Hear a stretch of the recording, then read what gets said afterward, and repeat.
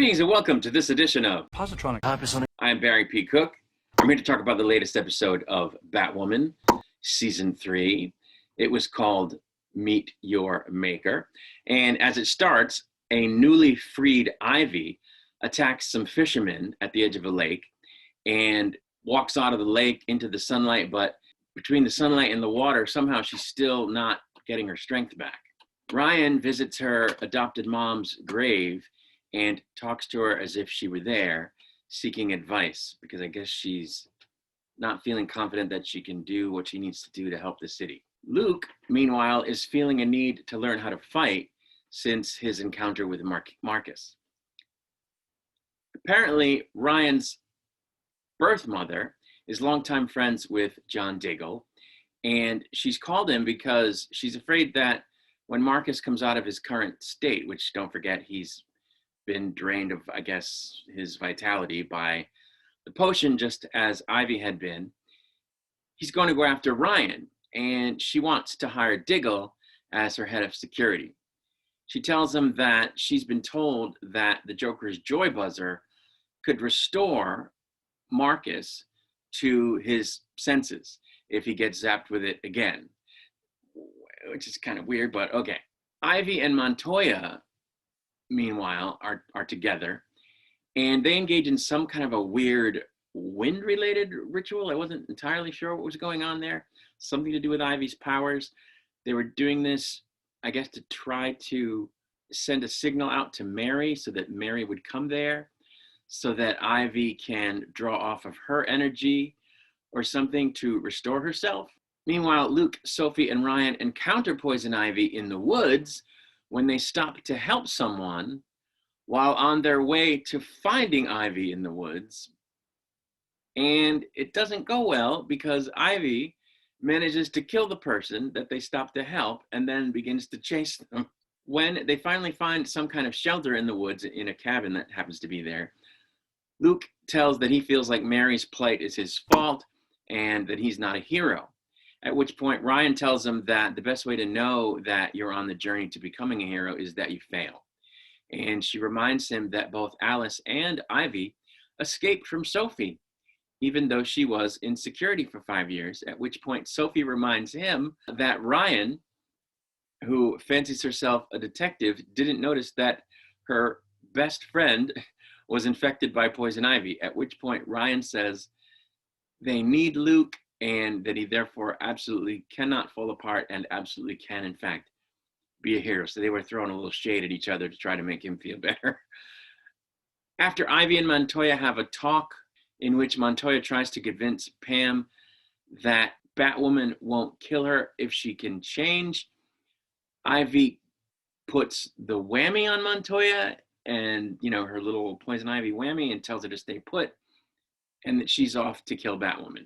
Meanwhile, in the cabin, hiding out from Ivy, Ryan and Sophie confront each other about what they've been feeling, and then Sophie gets grabbed by Ivy's vine through the wall, but Luke is able to free her with a salt and vinegar solution that he'd been mixing from some supplies that were in the cabin. Mary then arrives in the woods to meet Ivy, whom she says is responsible for changing her and making her happy, which Alice is kind of against. She doesn't want them to meet because she doesn't want to lose Mary. She thinks Mary is going to get killed.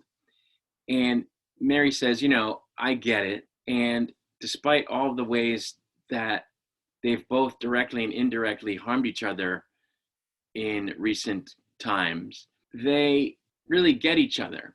And that each one of them is the sister that the other one always wanted.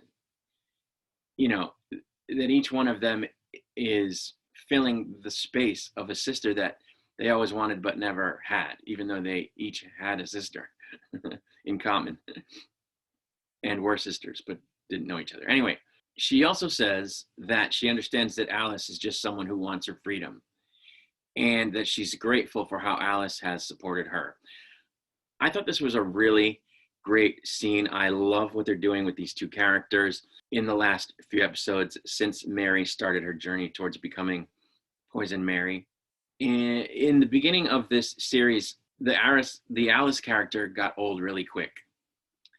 And became a bit of a cliche on the show for me. And Mary was sort of like a background character that didn't have any meaning whatsoever. And that has totally changed over the seasons. And they've both become great characters. They are characters that I care about. They are characters that I want to see succeed. And in the case of in the case of Alice, rather, by succeed, I mean find her way to being a good person. She is a good person, but finding her way to being able to leave behind any criminal stuff that she might think of doing.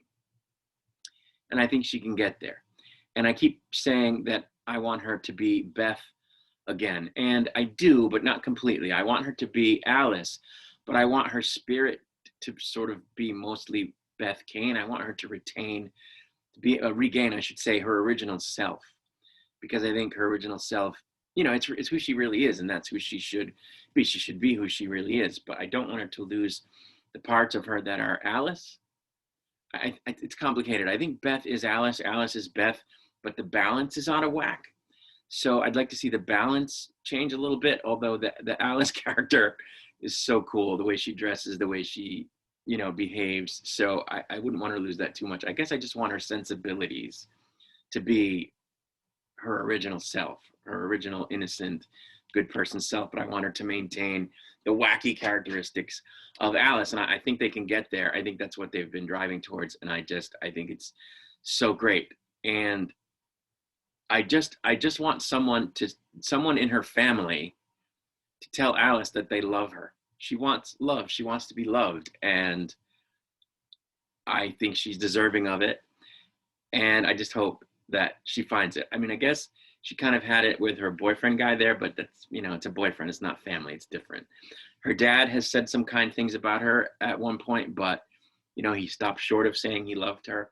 And she doesn't get to talk to him because he's in jail. So, and plus the character's not going to be on the show anymore. So that's not going to happen. So I'm really hoping that she and Mary I guess that Mary can tell her that she loves her. I'd like to see Alice tell Mary that as well, but because Mary needs some reassurance in the form of familial love as well as friend love, and she's just not getting it. So I really hope they just tell each other that they love each other, and I hope at some point that Ryan and Luke realize that they care about Alice, because she's Mary's sister, because she's Kate's sister, and I hope that they find their way to be able to show her and tell her that they care about her. Sophie, I don't think it matters, but that's what I'm hoping for these characters, and this scene made me feel like that's where they're going, and I support it 100%. Now, while this was happening, John and Jaden are looking for the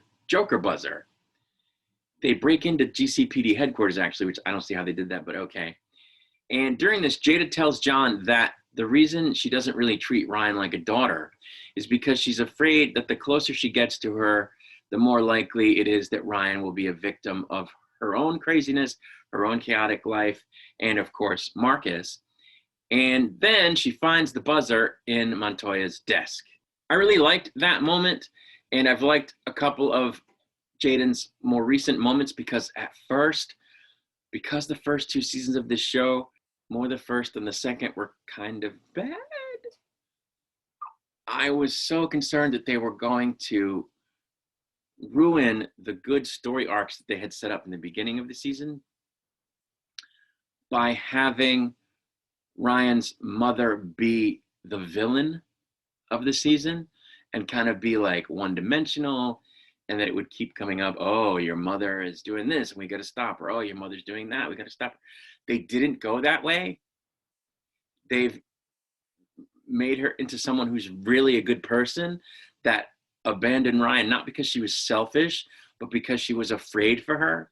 And they've made her someone that wants to engage with her, but is afraid to, now that she's, been found by her. And I'm just so glad they did that versus the other direction they could have gone in. I think it's a good thing. It really is. So I'm glad for that. Montoya, meanwhile, back in the woods, comes across Mary looking for Ivy and shoots her with a dart to knock her out. Ryan suits up and leaves the safety of the cabin that they've been hanging out in to try to retrieve some ice melt that they saw in a truck outside the cabin on their way in, so that Luke can extract the salt from it and make yet more potion, more of that potion that he used to take out Ivy's vine, so that they can have a fighting chance against Ivy. In the process of doing this, Ryan gets interrupted by a kid who's trying to find his dad, because he and his dad were in the woods and the dad got taken off by Ivy. So he's trying to get Ryan's help, but the noise of the kids saying, or yelling out for help, alerted Ivy to Batwoman's presence, and Sophie ends up having to shoot the gas tank on the truck and blow it up to get Ivy to move off and rescue the kid and Batwoman from her. Sophie then confronts Ryan about almost getting herself killed, and they kind of argue again, and then Sophie ends up kissing her, which was pretty cool. They did it in a good way. People have been waiting for these two characters to get together, and that's putting it mildly. The gay community among Batwoman fans rather, have been strongly lobbying for this and wanting it very much. And so I could almost hear the Batwoman fan Twitterverse explode in my pocket while I was watching the episode on the Twitter there. But yeah, so that happens. She basically kisses her and says, "Oh yeah, you're stuck in your own head? We'll see if that helps you get out of your head." And she walks off, leaving Ryan there. And Ryan's like, what? Okay. So it was pretty cool. But I guess they get out of the woods at that point. Luke ends up visiting his dad's grave. There are 2 grave visits in this episode. And he tells his father, "You know what? I've been letting your memory, the memory of you, hold me back, but I'm not going to do that anymore." And as he's there, Diggle approaches, and Luke hands him back his black box, which we all suspect has the Green Lantern ring in it, which he's had in his possession because Luke gave it to him, John gave it to him rather, to see if Luke could open it, because apparently after John first picked it up and was able to look in it, it closed on him and he hasn't been able to open it, which would explain why he hasn't become Green Lantern yet. But which also at the same time teases that he may yet become Green Lantern, and it's like, what are you doing? Why are you doing that to us? Just do it. The crazy thing is, there's news now that he's going to have his own CW show where he heads up his own team of metahumans. And I keep thinking, okay, but that's still not Green Lantern. Like, what? Unless it is, but it would seem not to be. You know what I'm saying? Like, it's not a Green Lantern-y premise, on the surface. So are they going to do this thing or not? It's very frustrating. Anyway, Montoya confronts Ivy and they debate whether or not their relationship is toxic. Because, they both love each other, but one's a cop and one's like a villain. And, they constantly keep coming to loggerheads over stuff because of that. But while this is happening, Mary approaches and tells Ivy, because Ivy says, "You found me." And Mary says, "No, it was you who found me." And Pam, Ivy, who is Ivy, leans in and kisses her on the forehead while simultaneously conjuring up some kind of really cool naturey green energy field thing that surrounds them and restores her strength. And it was a very cool moment because the camera, had them in a 2-shot, and then it kind of spun this way around the two of them while they're standing there, and the green was coming up, and Mary's eyes were green, lit up green, and it was a very cool moment. Mary was very blown away by what was happening, and you can see it in her reaction. So it was a very cool moment. And that's where the episode ended. Next week, we're probably going to get some kind of a confrontation between Team Batwoman and Poison Ivy, as well as Mary, and it's going to be crazy. And what is Montoya going to do? She's kind of caught in the middle. She's a cop, but she loves Ivy, and it's going to be messy, but also awesome, I'm sure. So I'm looking forward to that, and I will be back with a review of that episode after it airs. Until then, I wish you peace and long life.